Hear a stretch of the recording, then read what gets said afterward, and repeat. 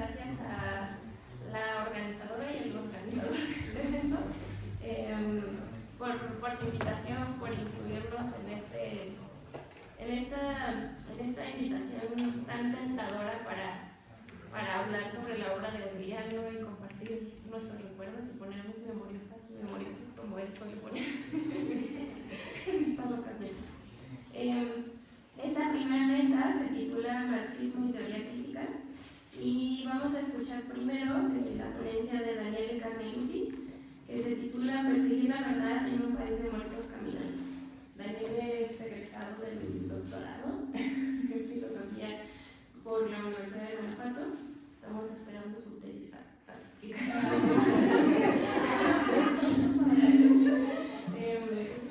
Cada uno de ellos cuenta con 20 minutos para su exposición. Les voy a avisar 5 minutos antes para que no se extienda mucho.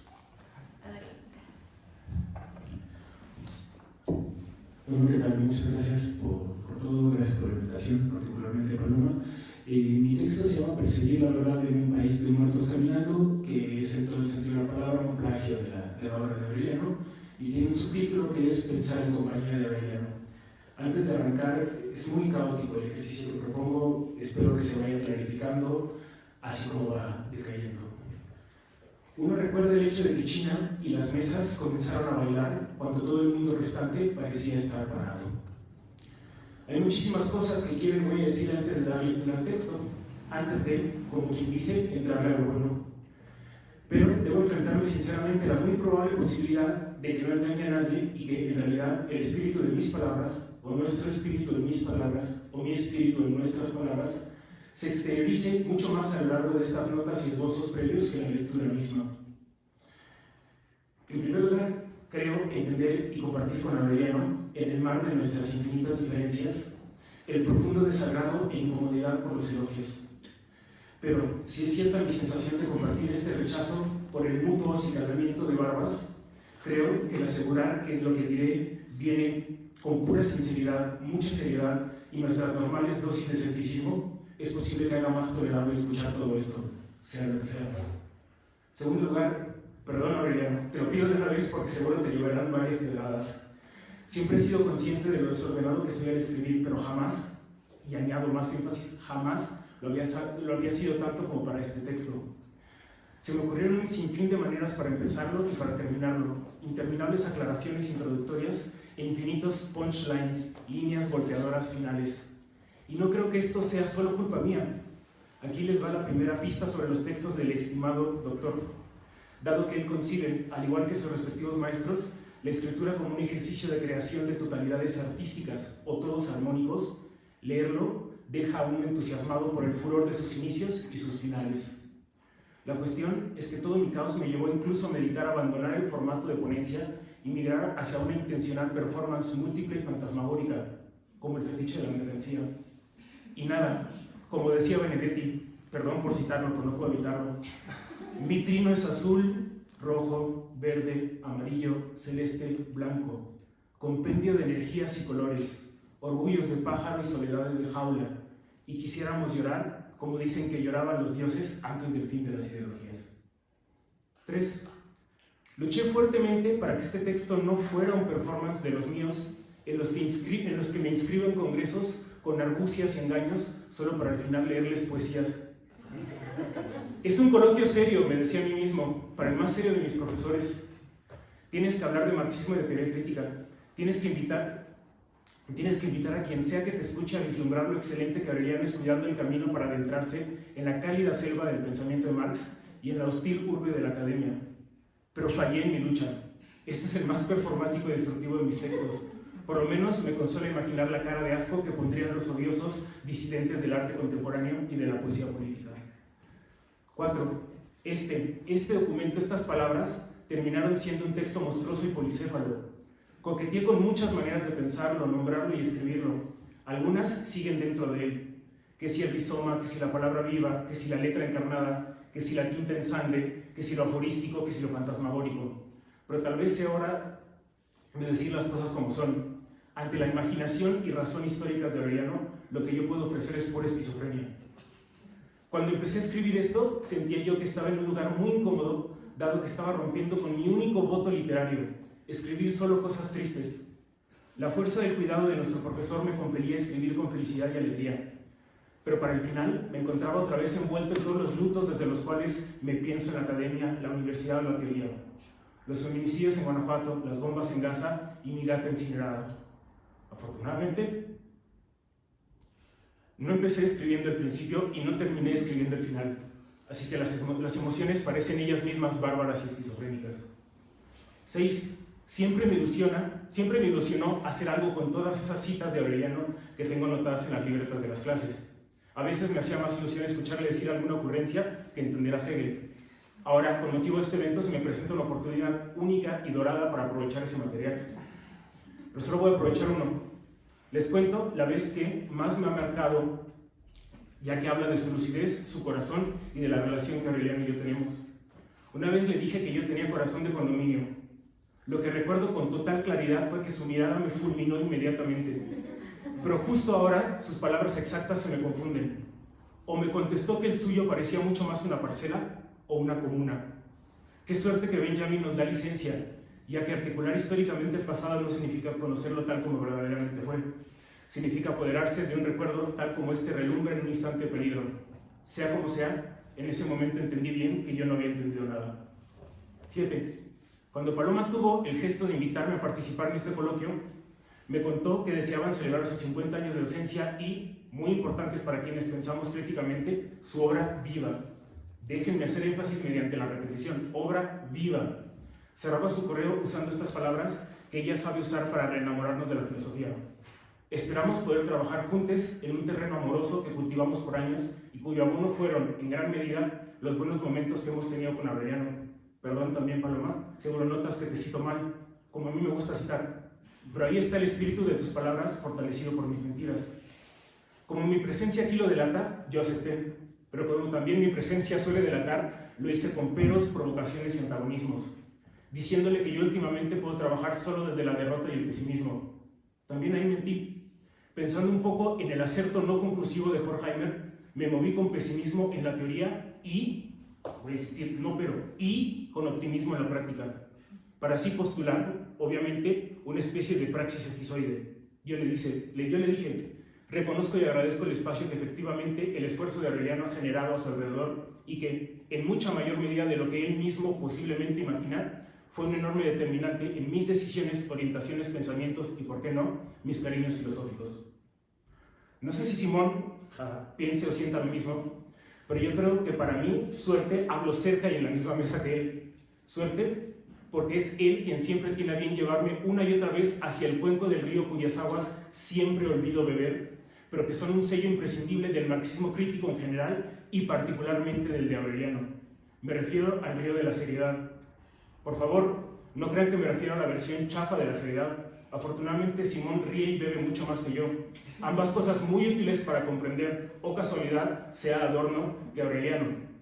Me refiero a esa seriedad que mostró Aureliano cuando me señaló la única frase de la fenomenología del espíritu que puedo citar para pretender que sí leía Hegel antes de terminar el doctorado. El conocimiento puede, pues, expresarse tal vez como un juego del amor consigo mismo. Y esta idea desciende al plano de lo edificante e incluso del insulso si faltan en ella la seriedad, el dolor, la paciencia y el trabajo de lo negativo.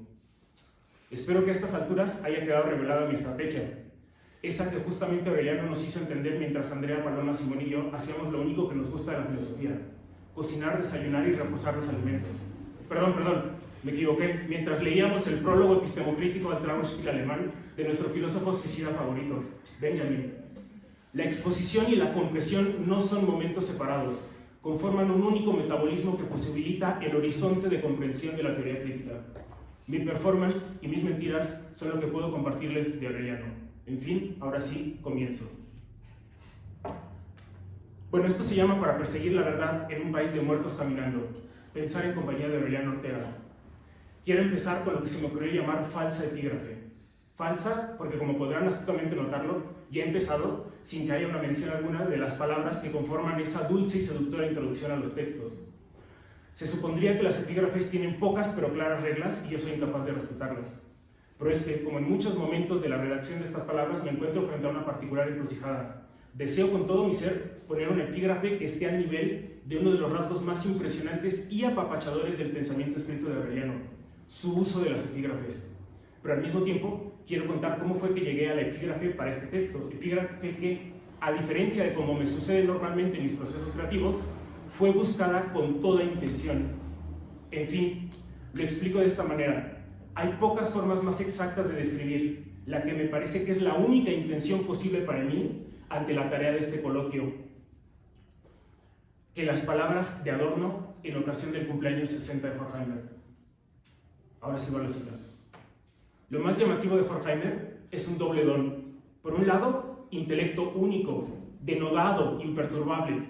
Por otro, la capacidad de cumplir sus tareas, la buena mano que hace que todo lo que tan cuidadosamente como enérgicamente maneja, prospere. Ambas cosas son posibles gracias a su entrega desinteresada, a su darse sin reservas, a su tarea motivado por la fuerza secreta de lo incondicionado, pero sin que Horkheimer, recordando la prohibición de las imágenes, pronuncie jamás en su pensamiento el nombre de aquella fuerza. A menudo dice que en el fondo no supone para él ninguna diferencia ocuparse de la teoría o de la praxis, pues ambas son para él igual de valiosas. De hecho, en todo lo que lleva a cabo rige algo que es idéntico. En la conformación de lo real, una fantasía infatigable, como la que anima a las ideas especulativas. En la teoría, la conciencia siempre presente de lo que es y lo que no es espíritu.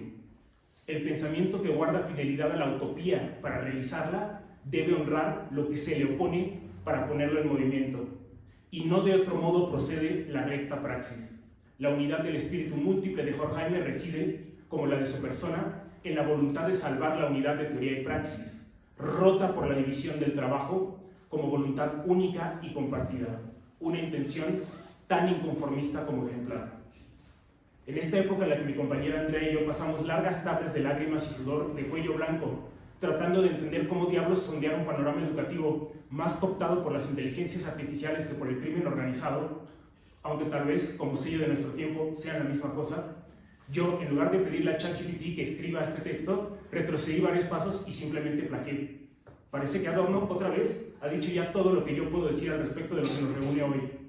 Además, me parece que lo ha hecho en un doble sentido, mostrándonos muchos de los principios de la teoría crítica, que es la excusa de esta mesa en específico, y además pronosticando, imaginando, o mejor aún, intuyendo con sentido salvaje algunas de las características del mismo Aureliano. Yo, atrevido como soy, incluso podría sustituir el nombre del alemán por el de nuestro colega.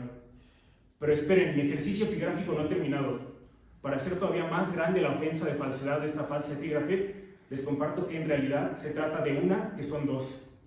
Para los que les gustan la industria cultural, cuando digo una que son dos, es una referencia a la película de La Sustancia o a un meme, y les voy a citar el meme. Se caen y me caigo, y es uno, pero eran dos. En ocasión ahora del cumpleaños 70 de su colega, Adorno le escribe una carta abierta y en esta dice las siguientes palabras. Décadas más tarde, en el exilio, dijiste algo que nunca pude olvidar. Nosotros, los salvados, somos los que deberíamos estar en los campos de concentración. Estas palabras están profundamente ligadas a tu fuerza para sobrevivir. Aquí cierra la falsa epígrafe. Basta de engañifas y telones tras telones. Casi a 13 minutos de haber empezado, ahora sí comienza mi texto. Y quiero dar el primer paso confesándome, a fin de mantener a la filosofía cerca de su casa religiosa y seguir descendiendo del cielo sobre la tierra. Esta es la primera vez que efectivamente me toca participar en un homenaje de cualquier índole. Antes de esta oportunidad, solo una vez había asomado una propuesta o amenaza similar y realmente temblé de miedo. Ahora aquí estoy. Lamentablemente, la dificultad no se termina en el formato que motivó este coloquio. Esta ocasión tiene para mí varias particularidades, varios niveles de complicación, y se puso más difícil después de escuchar a Paloma. En primer lugar, creo yo que Aureliano, gracias a la profunda coherencia que viene de estudiar seriamente a personas como Adorno, Echeverría y Revueltas, estaría de acuerdo con eso que Echeverría decía, prácticamente pedía poco antes de morir. A mí no me traten como un clásico. Efectivamente, habría que ver qué estamos haciendo tan bien en esta academia a la que le encanta descender sobre la tierra, que la gente a la que respetamos rechaza tan radicalmente ese trato de clásico, al mismo tiempo que algunos de nosotros estamos sumergidos en un brutal aspiracionismo que convierte esto en una urbe infinita y voraz en la que siempre se nos neutraliza de una o de otra manera, ignorando o pasteurizando en los tanques de los clásicos. En segundo, no puedo dejar de preguntarme con estas exactas palabras: ¿qué carajos puedo yo decir sobre Aureliano? Espero que esto que digo no sea interpretado de modo erróneo. La misma seriedad en el estudio de la que hablaba hace pocas palabras convierte al profesor Aureliano en una persona cerca de la cual siempre me sentí cómodo hablando. Déjenme insistir en eso, en la cercanía. Si Aureliano estaba cerca, yo me sentía cómodo hablando no solo con él, también con otras personas. Aureliano arropa, escucha y descubre en las palabras propias potencias que ni uno vislumbra. La pregunta viene en realidad de esa seriedad y profundidad en el estudio que Aureliano tiene, y yo efectivamente no. Permítanme esta barbaridad, me sentiría más cómodo hablando de Hegel que de Aureliano. No solamente estoy yo dispuesto a defender violentamente la idea de que son pensadores imparables, también diría yo que sobre nuestro profesor y colega afortunadamente no es necesario escribir algo que se llame Aureliano el Oscuro, así como Adorno tuvo que hacerlo sobre Hegel. Nuestro colega, nuestro maestro, escribe con una claridad envidiable, una claridad que logra la divulgación sin renunciar a la profundidad. Además, háganme el favor, aquí está, y tiene también el don de ser excelente escuchando preguntas. Perdón si se calientan. Por último, siempre he tenido mi estilo peculiarmente irreverente y faltón. Siempre he temido que mi estilo particularmente irreverente y faltón le genere cierto escozor a, como mi muy querido colega Simón le dice, el profesor. Pero nada, eso sí, con mucha sinceridad, creo yo que lo mejor que puedo hacer es enfrentarme a estas incomodidades, habitarlas y hablar desde ellas. Por eso mismo me parece ahora un momento idóneo para ofrecerles una cita de Marx, pero no una cita académica, no una cita teórica. Por el contrario, palabras suyas que nos recuerdan que parte importante de la filosofía se hace, o mejor dicho, debería hacerse, o todavía mejor, podría hacerse, no como imperativo ético y sí como deseo de utopía. Una parte importante de la filosofía se hace con eso que tenemos abajo y a la izquierda, el corazón. Marx escribe a Feuerbach: aprovechando la ocasión que se me ofrece, me tomo la libertad de enviarle un artículo mío en el que se apuntan algunos elementos de mi filosofía crítica del derecho, que ya había terminado, pero que he decidido redactar de nuevo para expresarme con mayor claridad. No atribuyo ningún valor especial a este ensayo, pues ¿por qué le escribo? Pero me es grato aprovechar la ocasión para expresarle la alta estimación y, si me permite la palabra, el amor que siento por usted. Su filosofía del futuro y su esencia de la fe son, desde luego, a pesar de su volumen reducido, obras de mayor peso que toda la literatura alemana actual. Feuerbach tenía 40 años, Marx tenía 26. Yo no referiré la edad de Aureliano, pero yo tengo 33. Siguiendo con los paralelismos, puedo decir que una parte muy importante de lo que aún me mantiene en la academia, en la filosofía, en el marxismo, es un sentimiento parecido por Aureliano. Reduciendo inmediatamente el nivel de cursilerías, pero sin salir de ellas, para algunos de los que estamos aquí, y sobre todo para muchos de mis amigos, para muchos de mis amigues, el profesor fue más que eso. Fue un faro, fue un norte, una esperanza de que en esta familia, que a mis ojos parece ser más putrefacta que sagrada, todavía puede hacerse algo. Entiendo que nos reúne un ejercicio de reconocimiento, pero creo que queremos que este ejercicio trascienda las fronteras del encasillamiento académico. En las palabras que Aureliano escribe sobre los marxismos recurrentemente, se habla de la esterilidad que descubren en el examen de los planes de estudio de las escuelas de filosofía o de los catálogos editoriales.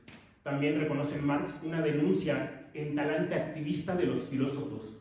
Ese ejercicio que yo percibo casi como militante, nos dice Aureliano, que hoy resurge como espectro problemático y emblemático al que le resulta insoportable todo saber y hacer que se allanan a lo que ya es. Vuelvo a la idea para evitar la casilla académica y, a su vez, recuperar un poco de la fertilidad perdida. Me permito fomentar una imagen tal vez no muy propia y seguramente no muy ortodoxa de Aureliano. Una imagen que a mí me resulta barbáricamente elogiable, pero que en otros círculos generaría malestar. De aquí el título que le di a estas palabras, perseguir la verdad en un país de muertos caminando. Si uno se permite, nuevamente un ejercicio tanto performático como dada, y construye una imagen filosófica haciendo un collage de diversas de sus obras, será tal vez sí bárbaro, pero no trasnochador ni ingenuo generar una imagen del aureliano que piensa y escribe como un aureliano que afila sus garras y entrena sus mandíbulas. Antes de continuar, permítanme decir otra cosa que, nuevamente, es tan válida para nuestro colega presente como para nuestros colegas marxistas o frankfurtianos. Hablo de un Aureliano no porque haya muchos. Su obra no es separable en pedacitos inconexos que facilitan su comprensión al limitarla a la especialización y la superficialidad por vías de la fragmentación, que en la academia son la división social del trabajo. Hablo de un Aureliano porque propongo una imagen dialéctica, producto del collage, como ejercicio constelatorio que es mío propio. Tal vez pueda decir, pensando nuevamente a Andrea Paloma y Simón, que es nuestro, pero que no es único. En fin, creo yo que este Aureliano, más filósofo que filósofo, caza zombis académicos que, como bien explicará mañana Andrea, hay que cazarlos porque no saben bailar cumbias. Y encuentra su realización a través del gimnasio o de la palestra en la que idóneamente, perdónenme, materialmente, puede cultivar más su energía. Me refiero a un marxismo en su versión menos doctrinaria, una parcela limitada, entre otros, por Adorno y Revueltas. Aquí está. ¿Quieren una explicación sencilla que sí sea posible meter dentro de mi breve y caótica participación? Para vislumbrar los alcances territoriales de esta parcela, se puede empezar por calcular el perímetro resultante de la suma no aritmética de Adorno y Revueltas, sin olvidar que nos adentramos en un pensamiento que no puede agotarse en dimensiones formulares. Yo, hoy, puedo ofrecerles algunas pistas para acercarnos solo a la oscura frontera de Adorno, con y sin mayúsculas. He aquí las garras y los colmillos orteguianos, he aquí sus armas de la crítica. La locura. Todavía en el terreno de estas imágenes de Dada, creo que es buen momento para explicar la posible relevancia de mi particular insistencia en lo esquizoide al inicio de estas palabras. Aureliano dice la verdad a la cara del poder, y abro cita adorniana. Aquello mismo que conforme a las medidas del orden aparece como enfermo, desviado, paranoide y hasta dislocado, se convierte en el único germen de auténtica curación, y tan es cierto hoy como en la Edad Media que solo los locos dicen la verdad a la cara del poder. La autocrítica. Aureliano advierte que no es posible que la filosofía por sí sola, y hay una casi en absoluto de autocrítica, puede llegar a decir algo siquiera inteligente. Efectivamente, era preciso, acaso imprescindible, que la filosofía, cuando la revolución ya no era actual, continuara hablando, quizá ahora con mayor razón y urgencia con sus conciudadanos. Pero para que a su vez eso fuera posible, debería haber cumplido cabalmente el compromiso de autocriticarse sin concesiones, abandonar la academia y volver a salir no al ágora mediática, sino a las calles polvosas de los barrios. Pero no lo hizo, no lo hicimos. Eso fue cita. Recordemos que a cuatro manos, Horkheimer y Adorno, al quejarse de los enterados y eruditos, al decirnos que en la estructura de su pensamiento, de los enterados y eruditos, hay algo siempre afín al espíritu antihumano de la superioridad bien orientada, nos advierten que son los acertos sólidos y concluyentes los que resultan eminentemente falsos. Más adelante, ya solitariamente, Adorno insiste y llega hasta mí por vías de las consabidas epígrafes orteguianas: verdaderos son los pensamientos que no se entienden a sí mismos.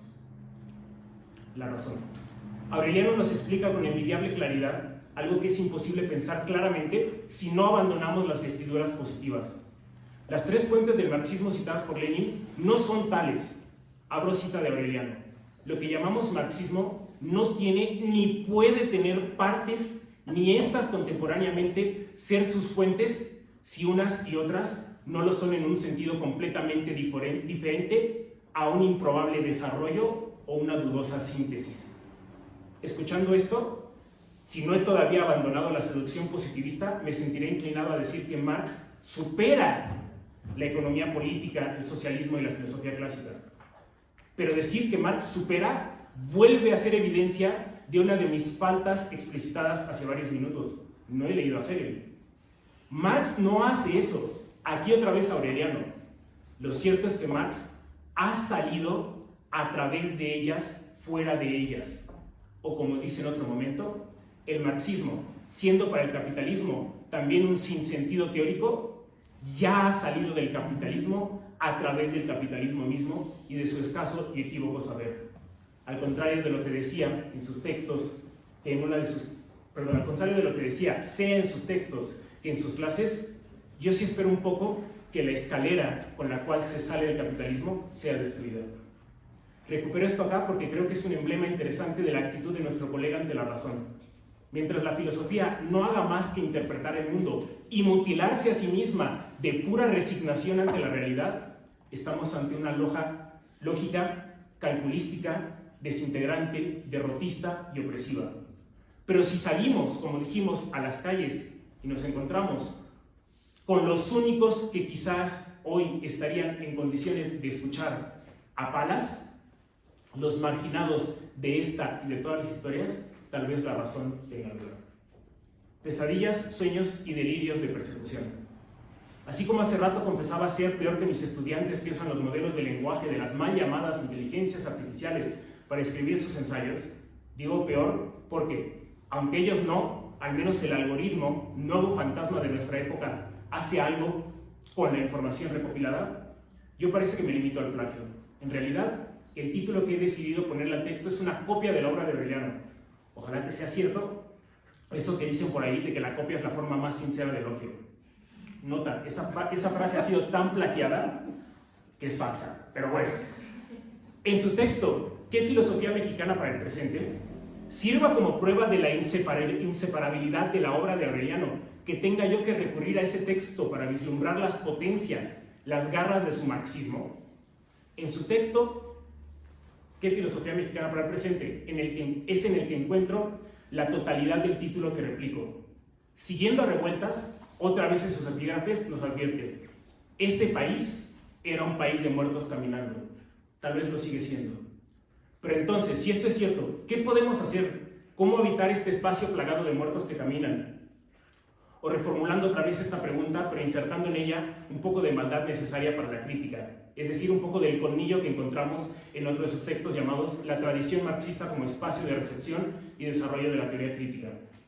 ¿Cómo sostener que la Escuela de Frankfurt ha muerto, pero en México y Nadia Ayala es aún posible y tal vez incluso necesario su conservación y su cultivo? Con la primera parte de mi título, con la mínima, no máxima adorniana: perseguir la verdad hasta el extremo. Y cierro con la contradicción. Debemos evitar a toda costa la rendición al principio lógico de identidad. La filosofía, o como una vez se anima a decir Aureliano, el hastío un tanto nihilista, está condenado. No puede decir mientras no salga del canon. La prescripción del reconocimiento académico y la producción en serie de artículos para revistas, si los medios de comunicación son desinformación masiva, esto lo escribe en algún artículo Aureliano, yo le propongo, el canon académico es desinformación minúscula.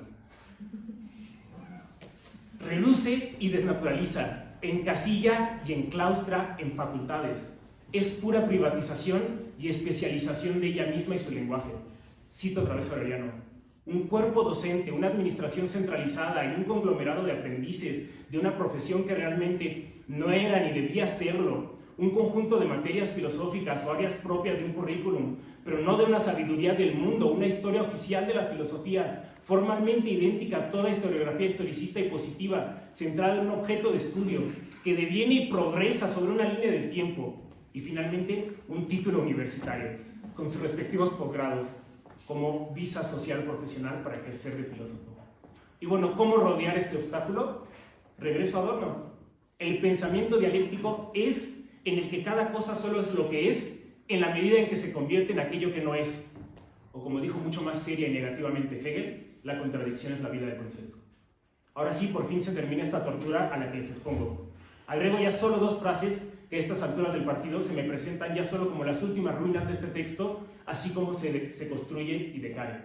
Primero, entre tantas cosas, en realidad, Aureliano me ha enseñado a todo lo contrario de lo que irónicamente decía al inicio.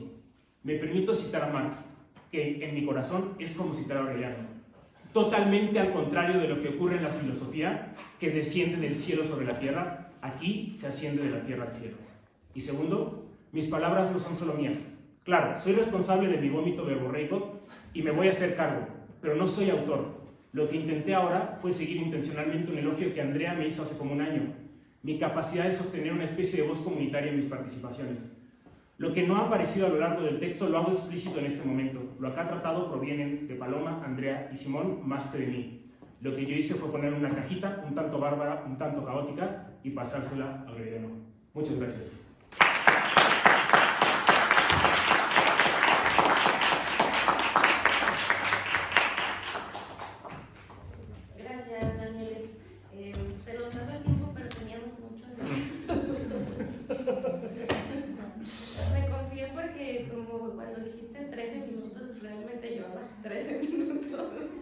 Pensé que tenías todo obviamente cancelado.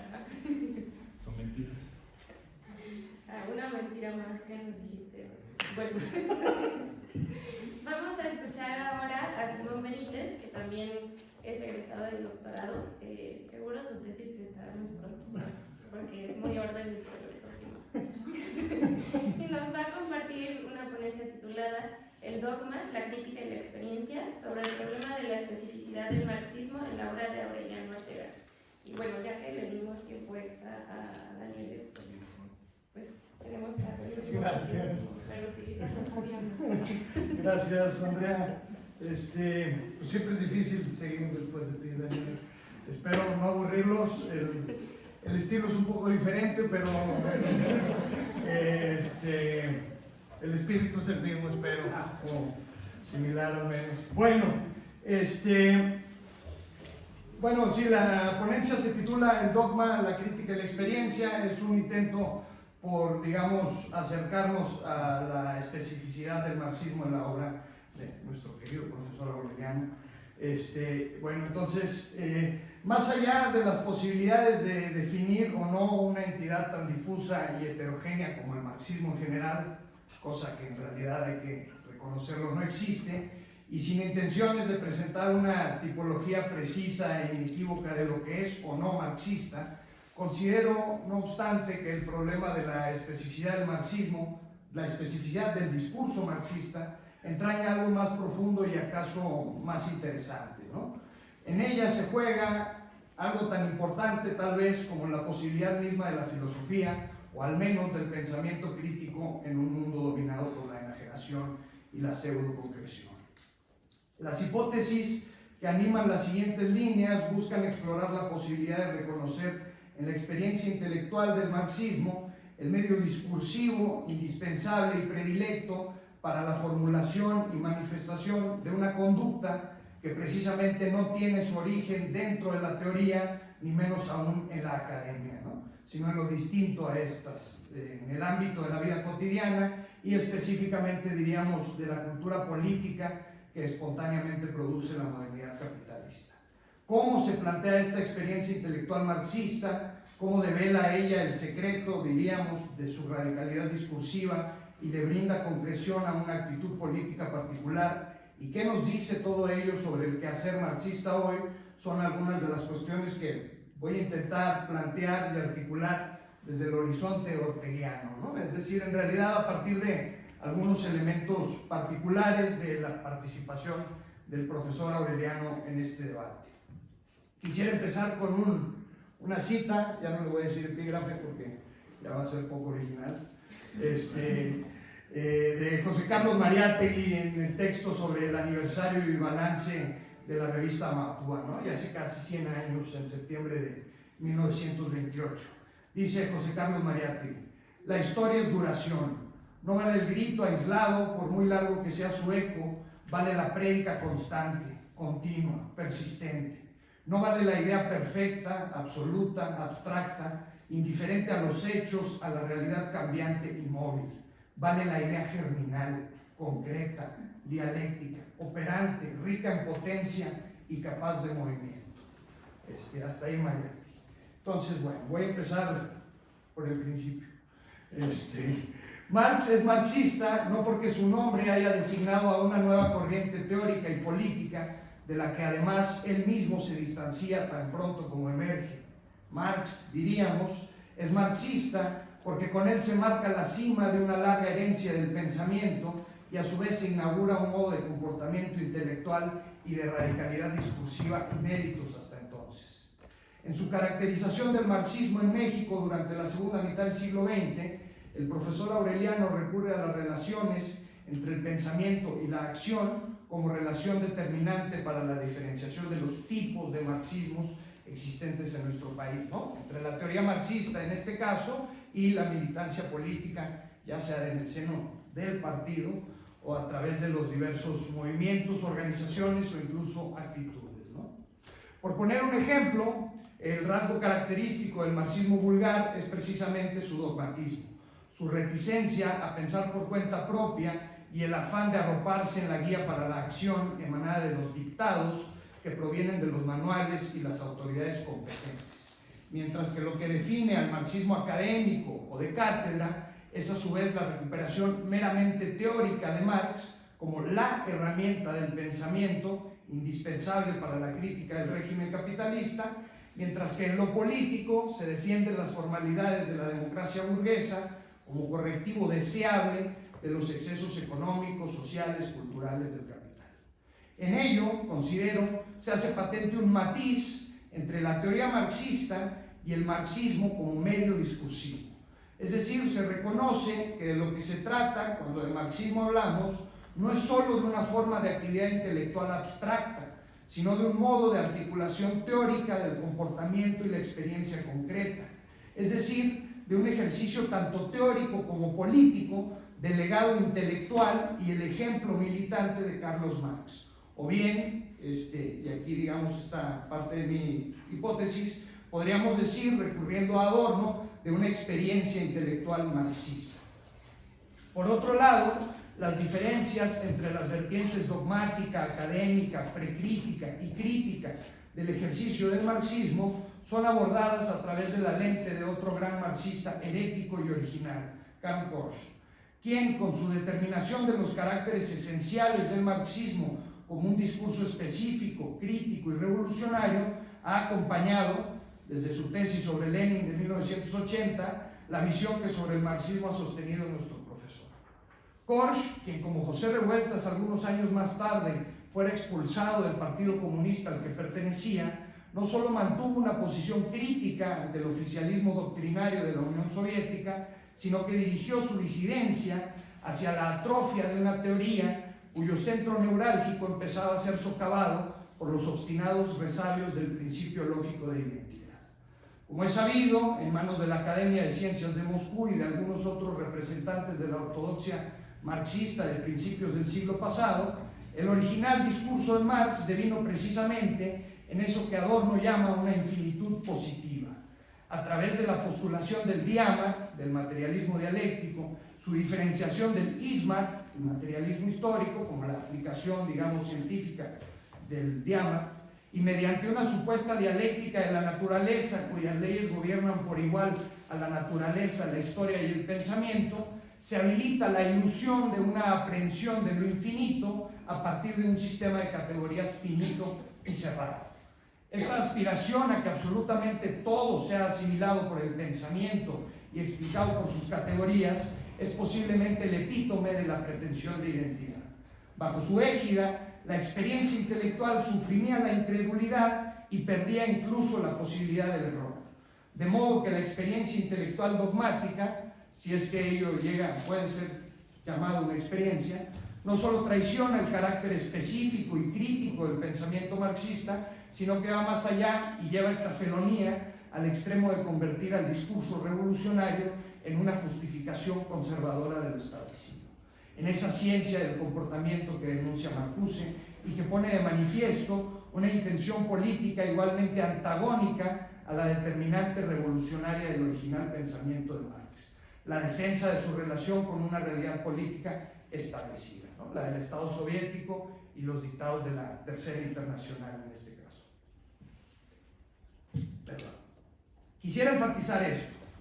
El ejercicio dogmático del marxismo congeló la experiencia intelectual marxista, no tanto por su obsesión científica y determinista, que ciertamente jugó un rol nada insignificante, sino considero fundamentalmente por su reducción de la experiencia de la resistencia revolucionaria a aquella que se daba dentro de sus fronteras políticas e ideológicas. En otras palabras, a la imposición de una falsa identidad y homogeneidad dentro del campo de la cultura política que debe animar la experiencia marxista a la vez que demostrar su necesidad. Aquella experiencia que al buscar su contenido en la multiplicidad irrestricta de sus objetos y al entregarse seriamente a estos, hace despertar la resistencia desde las formas futuras realmente posibles ahora mismo, pero reprimidas y negadas al ser integradas por la dinámica del capital. El problema del dogmatismo, tanto del que se basa en los contenidos como del que se funda en el procedimiento, diríamos con Adorno, es precisamente esta pérdida de la experiencia de lo no idéntico y el empeño a encontrar su seguridad y coherencia en un sistema de coordenadas fijo e inalterable. Nada más contrario, considero, al verdadero contenido de la experiencia intelectual inaugurada por Marx. Si he mencionado aquí la manifestación dogmática del marxismo, es porque en ella podemos observar, creo, el modo en que se reprime y eventualmente expulsa lo que acaso pueda ser considerado el rasgo fundamental de su discurso original: la experiencia revolucionaria de inteligir la realidad como praxis y de asumir a la historia como producto y no como designio ni como mecanismo. Es decir, la aprehensión de la maleabilidad de las formas sociales como resultados de la iniciativa histórica de los seres humanos. Y aquí podríamos recordar a Lenin cuando en las dos tácticas de la socialdemocracia decía precisamente: el partido que tenga la mayor iniciativa histórica será el vencedor, ¿no?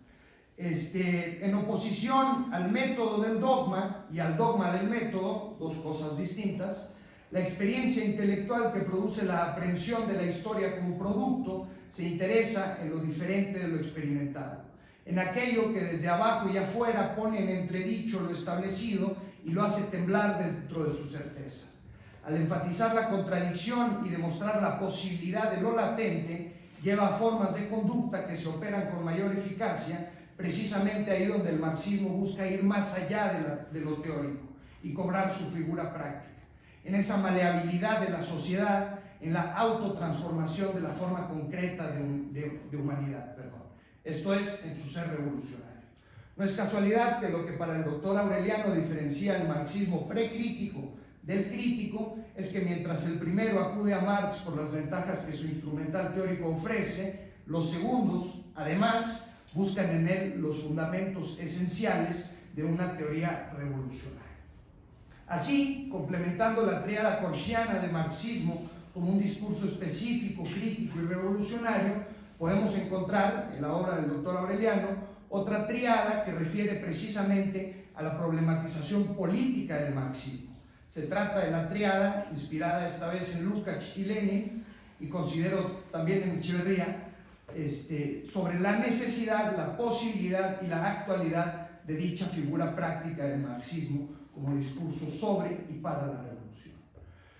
Cuando en la temprana juventud de Marx aparece en el horizonte de sus inquietudes el principio de buscar la idea en la realidad misma, en oposición al pensamiento que partiendo de sí mismo se concentra en sí mismo, profundiza en sí mismo y se mueve por sí mismo, se produce, según lo afirma István Mesaros, una tensión que lleva a Marx a reconocer que la irresolubilidad de la problemática filosófica era connatural a la tentativa de los filósofos a encontrar las soluciones dentro de la filosofía misma, convenciéndolo, por tanto, de que la realización de ésta solo puede darse a través de su relación con el mundo y la vida concreta y no en el ensimismamiento idealista e ingenuo que la caracterizaba.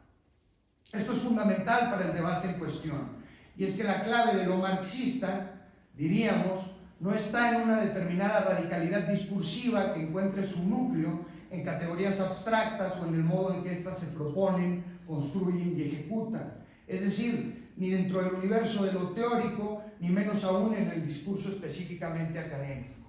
El planteamiento básico y elemental del marxismo, aquello que diríamos le da seña de identidad y guía su producción intelectual, pertenece más bien al ámbito de la cultura política, esto es, a la esfera de la vida social y cultural dentro de la que se experimenta la enajenación y se vuelven palpables la miseria, la opresión y el dominio capitalistas. En sus ensayos sobre marxismo crítico en México, nos dice al respecto el doctor Aureliano, cito: para quienes se esfuerzan por comprender qué es y qué significa ser un marxista revolucionario, es preciso reconocer que el marxismo no es un saber o un pensamiento como los demás, ya que el marxismo no es, bajo ninguna consideración, una ciencia positiva, sino un saber deconstructivo, constituido por un conjunto de elementos teóricos que se inscriben y articulan fundamentalmente a un quehacer político, a una praxis histórico-concreta, cuya finalidad es la transformación integral de un estado de cosas donde priva la explotación, la desigualdad y la enajenación humana. Hasta ahí la cita. No es un saber como los demás, precisamente entonces, porque no descansa sobre sí mismo, porque al enfocar su atención en las tendencias decadentes de su objeto, el hecho capitalista, lo descubre justamente como origen y manifestación de la enajenación humana. Y es pues esta experiencia la que, como dice Adorno, perturba al pensamiento, le da el coraje de no creerle a los hechos sin más y lo empuja a ir más allá de ellos, transgrediéndolos sistemáticamente hacia lo que se esconde tras ellos y es mistificado por su apariencia. Pero simultáneamente hace que su atención se dirija hacia lo que se contiene en ellos, pero es reprimido, olvidado o de plano eliminado por esa apariencia armónica. Porque precisamente en eso no idéntico se encuentra la posibilidad de algo diferente, de un mundo más libre y más justo. Se abre la rendija que permite vislumbrar la emancipación a través de la experiencia misma de la enajenación. La emancipación como algo en principio diferente del mero pensar la emancipación y enseguida distinto también de la realidad efectiva, enajenada y enajenante, no emancipada, constituye esa experiencia fundamental y específica que perturba desde fuera al pensamiento por lo que no es, pero que bien podría ser. La experiencia intelectual de lo no idéntico, esto es, en concreto, pienso, de la necesidad, la posibilidad y eventualmente la actualidad de la revolución, hacen de la emancipación el motivo central y persistente del original discurso de Marx. Y de este, el medio discursivo adecuado para la aprehensión y expresión de esa rebeldía múltiple que surge espontáneamente ante la experiencia de la enajenación y que de otro modo permanecería contradictoria y balbuceante. Y es en este sentido en que el marxismo, como nos enseñó uno de los maestros del doctor Aureliano, no solo se encarga de formular las grandes cuestiones de la época, ni solo de darles expresión concreta, sino que produce con esta inteligencia la encomienda de su resolución creativa como una tarea por hacer siempre actual. Encomienda del pensamiento a la que las otras filosofías están también obligadas a responder si es que aspiran a decir algo que en este contexto de severas crisis y amenazas valga la pena ser dicho. Que el marxismo tenga su determinación esencial fuera de sí, en el ámbito de la cultura política, significa por tanto que el marxismo no se dirige hacia la teoría, pasa por ella como momento central y fundamental, pero para darle precisamente el medio discursivo pertinente y concreto a una actitud o un comportamiento propio de la cultura política espontánea. Ya he repetido mucho esto, ¿verdad? Aquella que resiste revolucionariamente al dominio y a la reproducción de su forma enajenada. Marxista es entonces, considero, aquel que asume el legado político y teórico inacabado de Marx y lo cultiva creativamente para no dejar las cosas como están.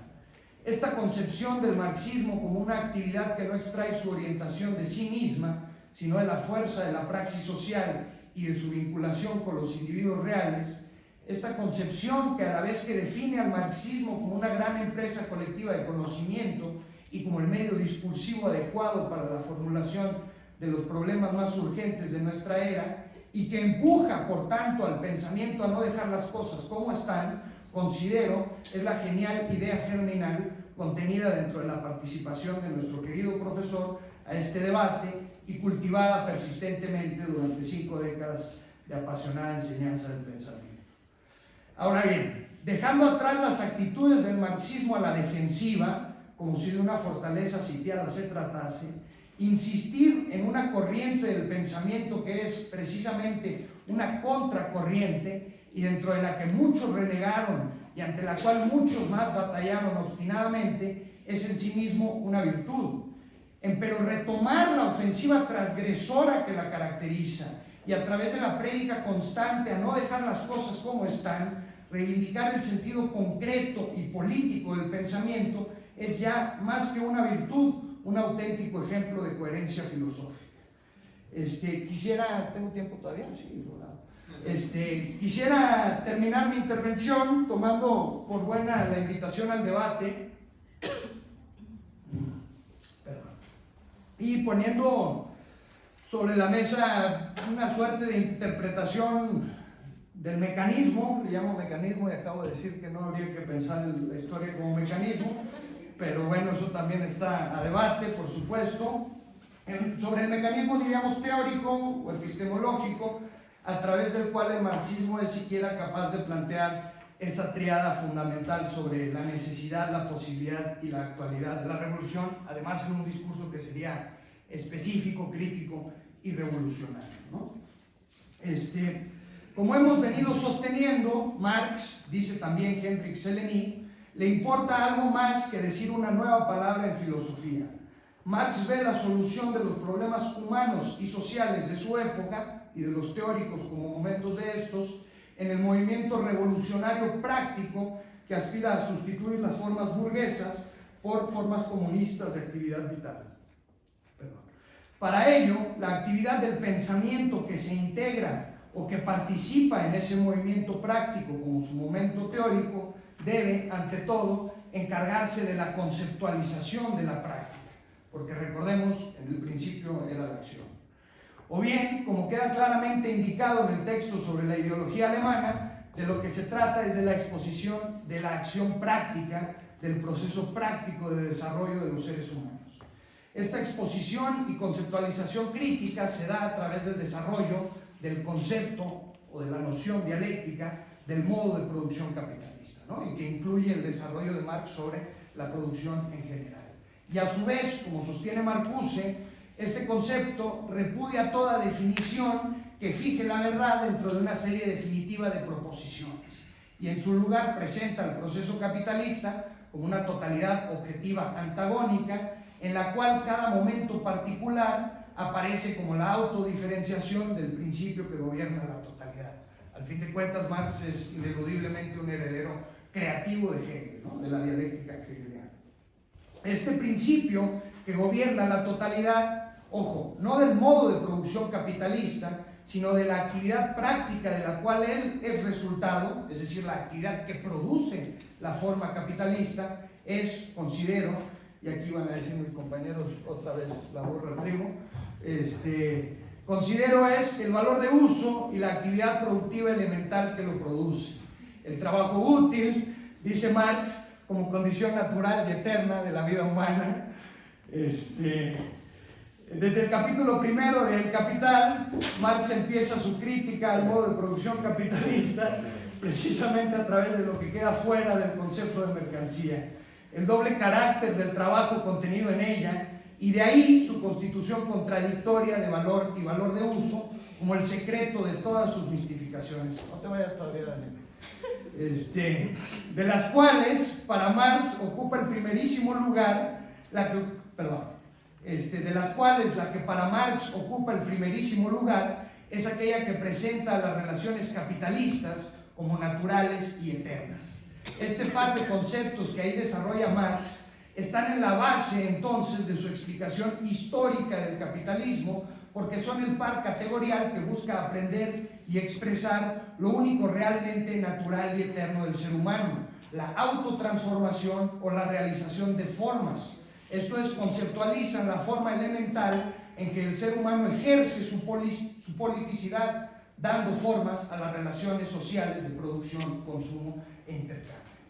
El recurso a la contraposición entre la forma material natural necesaria y su actualización efectiva en la historia es la herramienta del pensamiento a través de la cual Marx expone el despliegue contradictorio del proceso de producción capitalista y de la forma de sociedad que genera, pero es al mismo tiempo el que da cuenta del despliegue contradictorio de la vida humana en general. Es decir, da cuenta de ese doble problema que es la no identidad en el pensamiento y en la realidad, ¿no? Y por ello considero que es a través de esta contraposición metódica, y aquí lo digo ya provocativamente, el método y por ello considero que es a través de esta contraposición metódica el método en que su discurso define su sentido crítico y revolucionario concreto y a la vez señala los contornos de la idea de emancipación humana que subyace a todo su esfuerzo intelectual y político. Tenemos entonces ante nosotros, pienso, la clave concreta de esa experiencia intelectual de lo no idéntico que caracteriza el discurso de Marx. El recurso del pensamiento a una abstracción desde la forma histórico concreta que se analiza de su contenido material natural necesario. Una abstracción que brinda concreción práctica y coherencia discursiva a la actitud política revolucionaria que se manifiesta en él.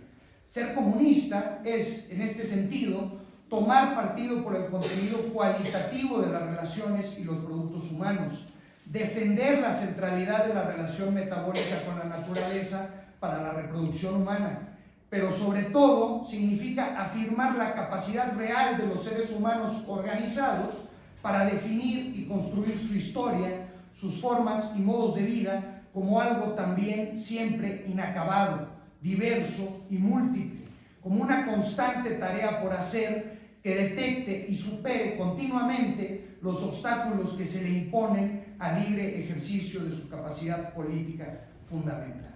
Esto es lo que quiero decir.